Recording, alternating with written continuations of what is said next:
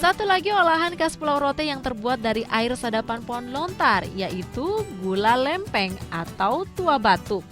Gula lempeng adalah gula yang dibuat dari nektar pohon lontar yang disadap kemudian dimasak hingga kalis. Di Pulau Rote sendiri, gula lempeng banyak ditemui karena banyak masyarakatnya yang memilih pekerjaan sebagai penyadap lontar. Proses penyadapan pohon lontar biasa dilakukan 2 kali sehari, yaitu pagi dan sore.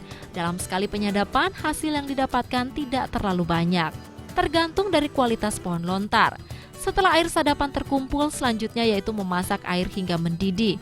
Proses ini membutuhkan waktu yang sangat lama, yaitu 4 hingga 5 jam. Dalam memasak air sadapan, suhu api harus diperhatikan agar gula matang maksimal.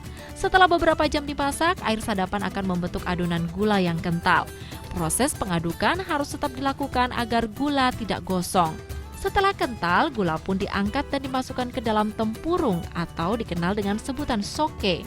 Kocok gula di dalam tempurung menggunakan bilahan dahan lontar.